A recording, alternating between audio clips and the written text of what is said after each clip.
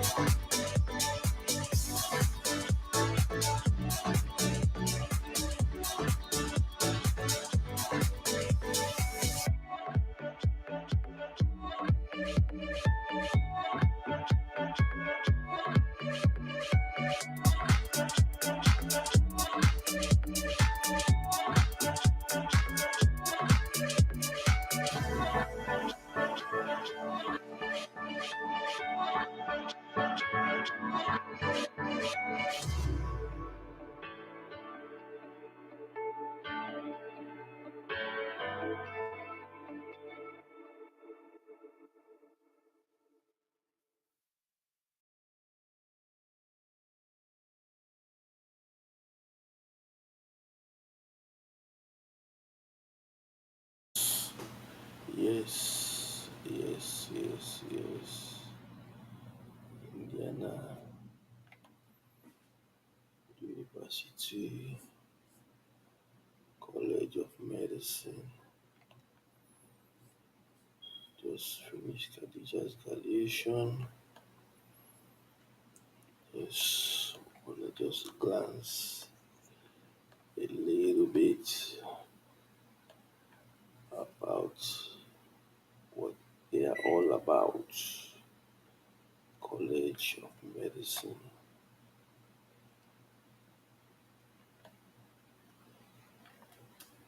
A pediatric gastroenterologist at Riley Children's Hospital.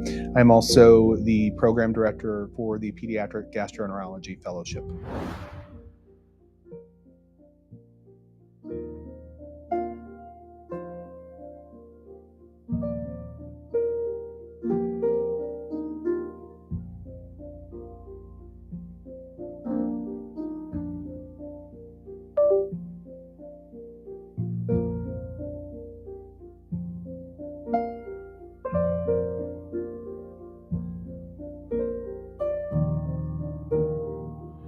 I've been a worrier since I was 5. I think that for the longest time, I thought my worries, and I think my parents thought my worries, were secondary to applying to medical school or back in high school, even wanting to make sure I got into a good university and then performing well in undergraduate so I could get into a good medical school. And at each step of the way, I thought that the excessive worry and anxiety would dissipate as I achieved that next level. 14 years later, from college to the end of fellowship, I had this expectation, a false expectation in my mind, that the excessive worry would stop.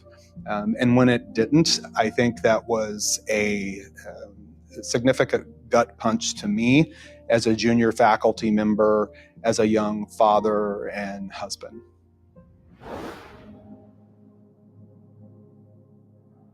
My wife was critically ill following the birth of my son and nearly lost her life in front of my eyes.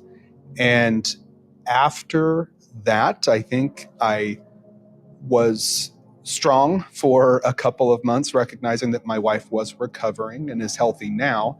But for those first couple of months, trying to be the strong one, support her while she healed, and then also, oh, by the way, have a 2-month-old. After that, completely unraveled. I felt like I was walking around in a fog because I was so overcome with intrusive thoughts, struggled with nightmares of witnessing her near death in the emergency department. That ultimately is what led me to seek help after all of these years.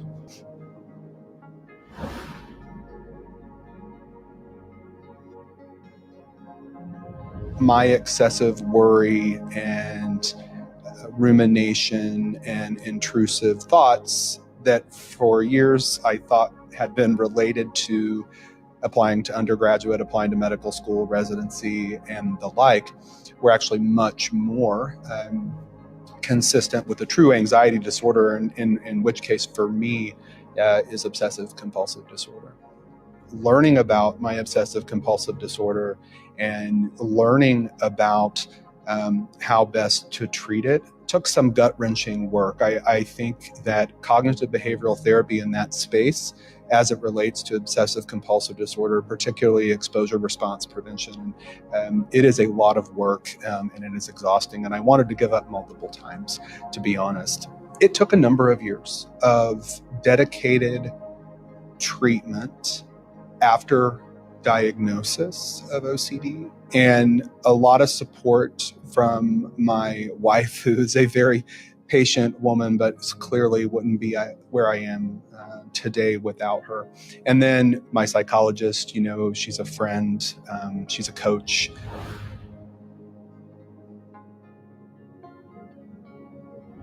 When I was a kid and looking back, realizing that these symptoms have been present all along, no one talked about mental health conditions at all. Care for mental health conditions was absent, particularly in rural communities like I grew up in.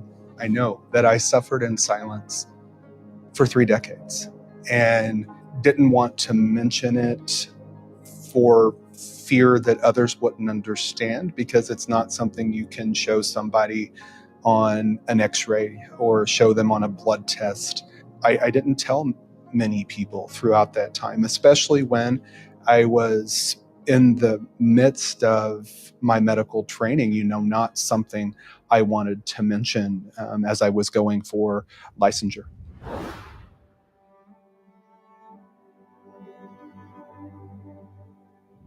Obsessive compulsive disorder is part of my story. It's part of who I am.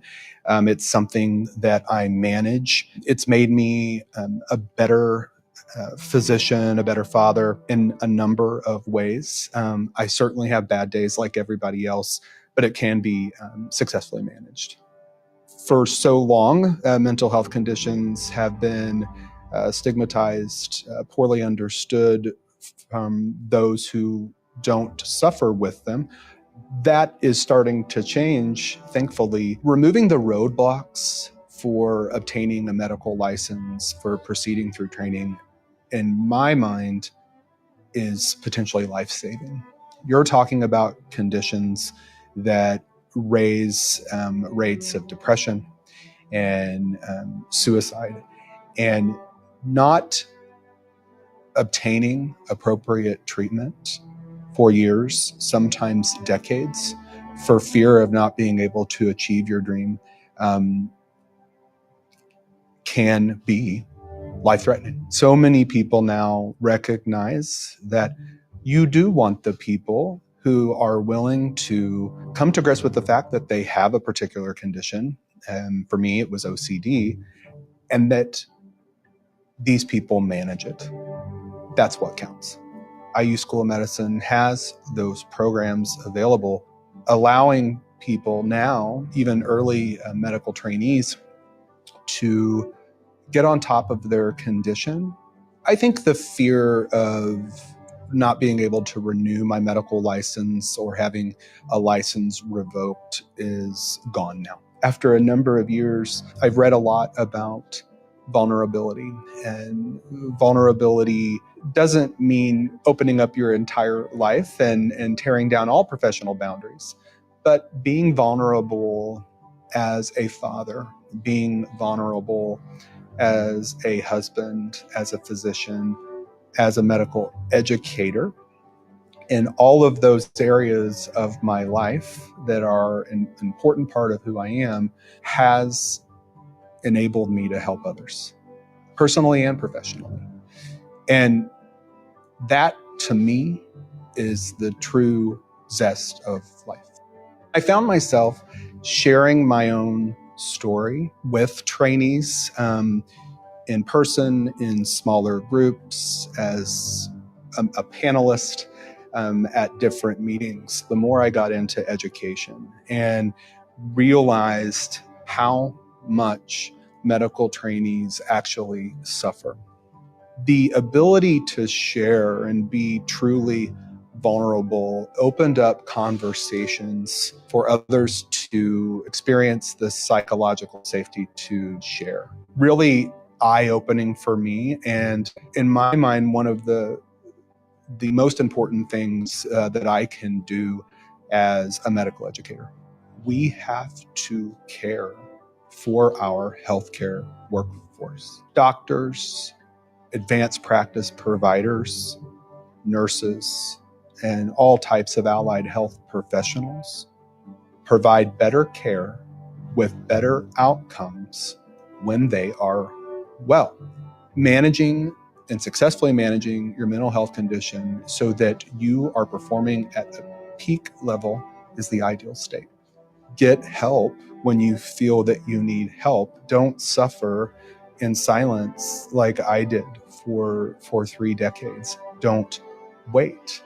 I don't think it would have been near as difficult to unravel my OCD and find a path forward had I not been dealing with it for so long without professional assistance.